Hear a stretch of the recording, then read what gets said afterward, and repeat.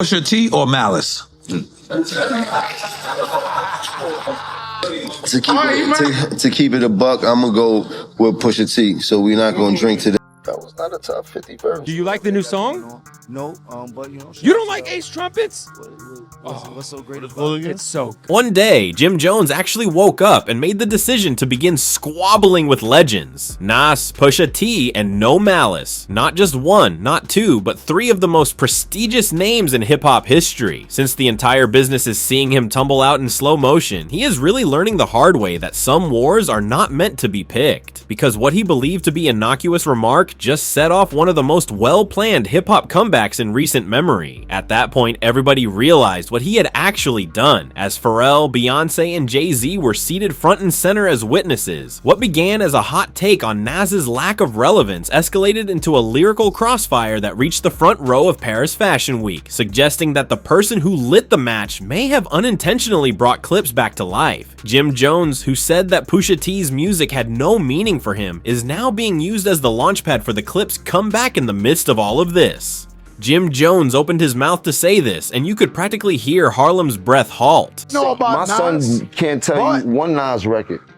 You heard? Like, let's keep it a buck here. Yeah, but let's Jim went for the gut. He added that Nas's entire legacy was not even noteworthy enough for the following generation to remember, yet he brought it all to the dinner table without being invited. What is the worst? He said more outrageous things that week than that, because Jim said it, laughed, and then doubled and tripled down on several platforms instead of saying it once and moving on. Nightcap with Shannon Sharp, Bag Fuel, The Breakfast Club, and even live broadcasts and street interviews. He once attempted to defend his jab at Nas by claiming that he was simply being truthful as a fan. Then he made an even more outrageous statement. He did not merely disparage Nas on Bag Fuel, instead he changed the story to say that he was the cause of Nas's recent surge in popularity. He claimed that no one had discussed Nas in this way in years, not since Ether's time. This is what Jim actually said. At all, ever.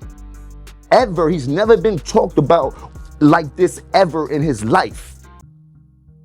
Now, has Nas reached out to you? You did. The last time he was in some like this when people were comparing when him and Jay was beating on him. You heard?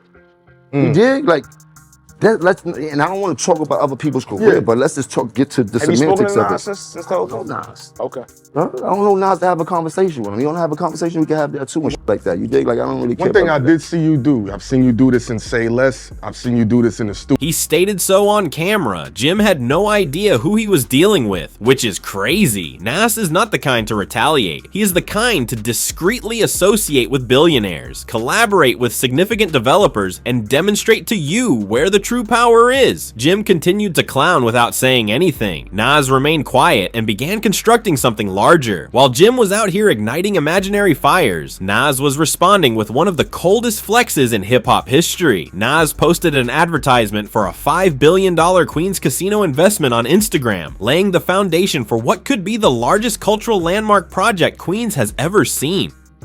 The future is not something you wait for, it's something you build. It lives in the hands of the doers, the dreamers, the people who refuse to stand still. Resorts World is more than a casino. It's energy, it's opportunity, it's hope for the borough. A second chance for some, a first step for many. It's where community gathers, not just to win, but to build a future once imagined. This isn't just business. This is legacy. And now, it's time. Time to invest in... The narrative might have ended there if Jim had merely played with that fire, but he went further than that. That was not just business, which was not saying I am too rich for this talk. Can you sing along the 5 Pusha T records right now? His records. Yes. His records? Yeah. Name I them. love Pusha. Nostalgia. Oh, you was a Pusha T fan. He's like, you know. I didn't know he had fans like that. Can you name 5 Pusha T records? No, his records. Pusha T, I love your soul, my dog. You're not in my top 50. You might be in Charlemagne's top 50 and things like that, but you haven't done that much for me in my life. Like, I didn't never want to be like Pusha. I never had a Pusha moment in my life. I never thought, like, you dig? Like, where I'm from, I just want to be like you if you was really that dude and that rapper and things like that. Wayne wanted to be like Pusha? Yeah. He was influenced by Pusha? Yeah? Yeah. Okay, cool. That's why Pusha did the Mr. Me Too record. Okay, cool. You a very strong Pusha T fan. You heard? But what else has he bring to the game? Did he make people want to dress like him? Did he have some slang that everybody was talking like him? There'll be the girls, all the girls wanted to do him. Like, what is He was unaware that no one with malice was listening this time, and it was not just Pusha observing. Now everyone wants to know if Jim only needed one terrible take to get the clips back together. Clips did not appear overnight, therefore let us provide some evidence. For almost 15 years, the clips had been quiet. It turns out that Pusha had already subtly warned in Rolling Stone months before Jim ever spoke. His goal was to reintegrate his sibling into the game. He stated, "I'm like, yo, listen to what I just made. We can really do this." And he brushes me off. If I had it my way, it would be the clips. It's really up to my brother, and Jim may have provided him with the ideal justification. When Clips performed in 2022 at Farrell's Virginia Beach Music Festival's Something in the Water, the reunion speculations began to circulate. Make some noise for the Clips. After Genesis. Now hold on. DC. Make some noise for the Clips, y'all.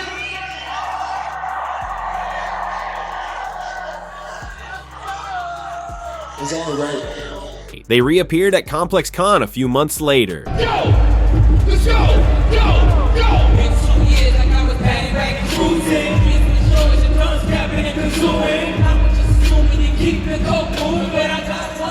The brothers performed together once more at Chicago's Hyde Park Summerfest, tearing through Lord Willin' and Hell Hath No Fury classics. It was what transpired next that truly changed the energy, even though No Malice appeared to be prepared for more. They were seen strolling hand in hand with Pharrell, who had recently assumed the role of creative director for Louis Vuitton's male collection on the Louis Vuitton runway in Paris.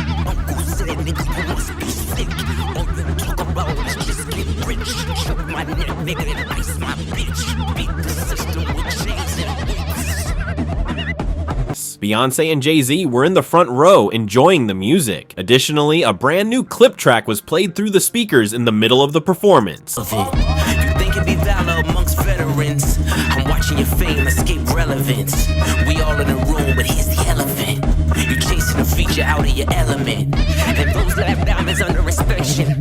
The question marks blocks. It was harsh and raw, and the lyrics were directed specifically against Jim Jones. Pusha was not keeping his identity a secret. His eyes were fixed on Jim. However, this was lyrical, not just some diss. Made its debut during Paris Fashion Week in front of the most influential figures in society and Pharrell, the man who is supporting the entire trend. Fans quickly began to make connections between the dots. Was this a quiet retaliation from Pharrell? A chess move planned from headquarters at 55 to exact revenge on Jim for years of snide remarks and side-eye? Possibly, particularly since Jim had been publicly endorsing Drake as the greatest of all time in interviews, thereby identifying with Pusha's fiercest opponent. In this complex interview, he made it apparent where he stands. I would say he's the greatest of all times. The relevancy that he keeps showing year after year, hit after hit, record after record. Any record that he has put out has seemed to go multiple platinum. Like that's never has happened before in this history. I mean, there's a few other people that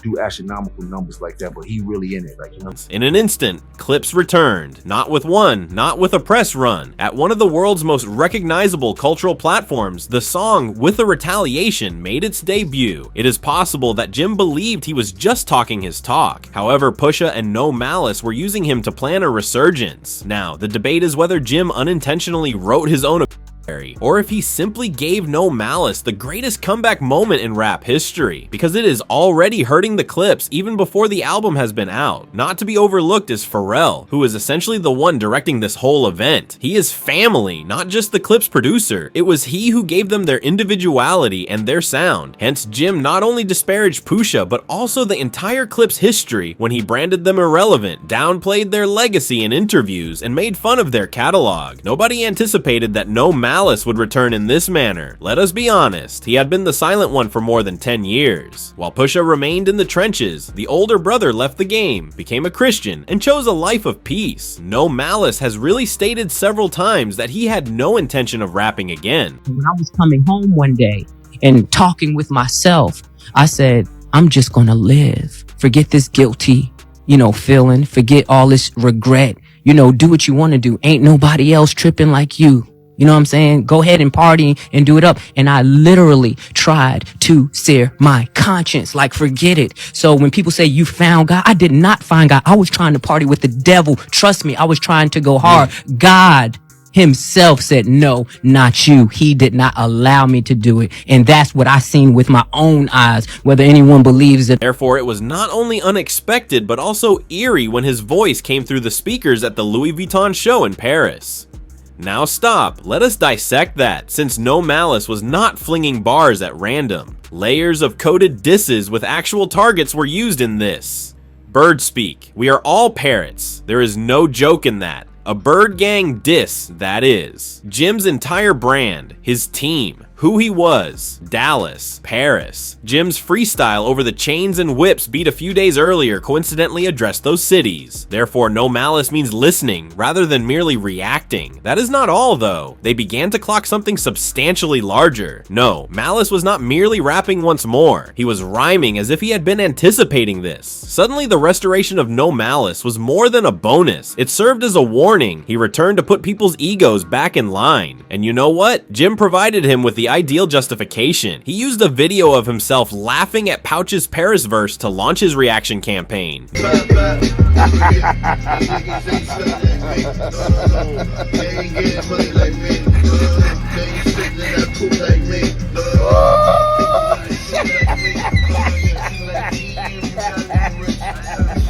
Jim stumbled on Drink Champs, but he laughed off the pair's insult on Instagram. Bad. Jim removed the mask as Nor played the clips. You always say, you know, Jim, I wasn't talking about you. I mean, and I would be hurt. That would be heartbreaking. I was just so upset. You heard?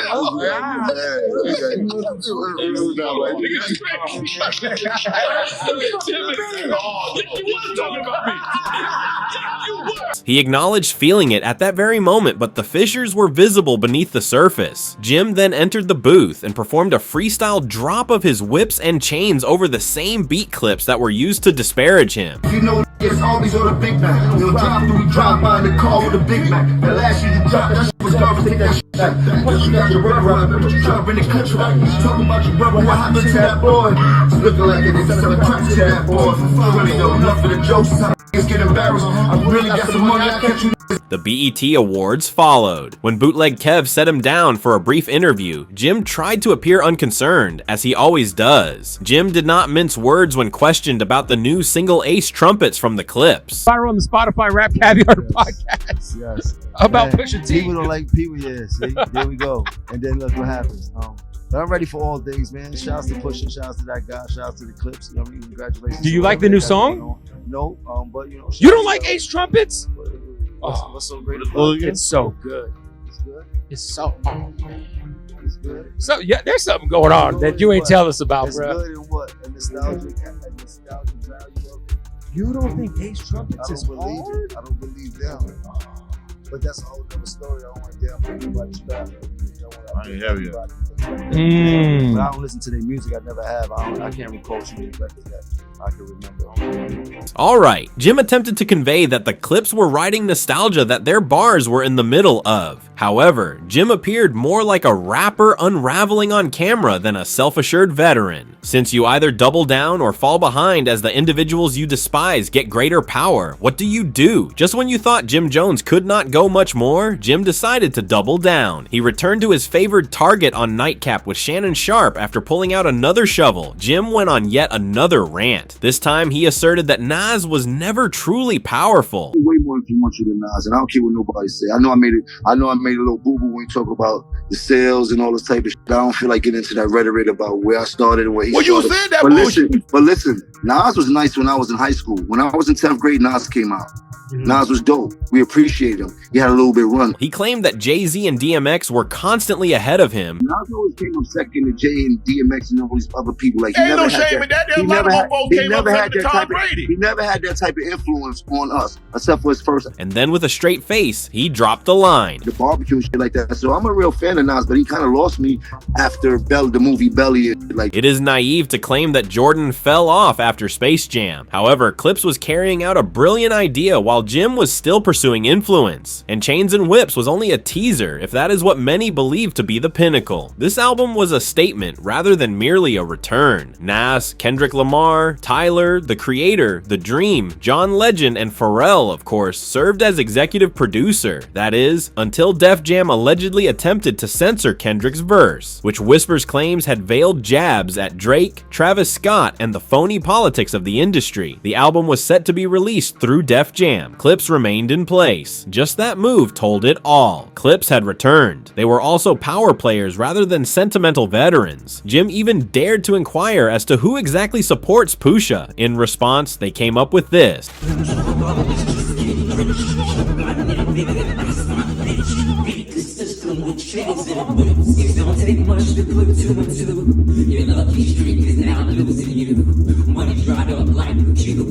Although it took some time, the change was genuine. Jim was being left behind in addition to being made fun of, quietly benched, not blackballed, and the stillness was worse than any bar clip could be for a man who based his reputation on loudness and loyalty. Therefore, we already know that when Clips releases that song with Nas, it will be a funeral rather than merely an insult. However, behind the scenes, he is not a part of any of the meetings, tours, or images that are being announced. Thus, the question is not whether Jim will return the clap. If he does, will anyone still be concerned? He may have just been canceled, making him a lonely figure in hip-hop history. He wanted to go viral.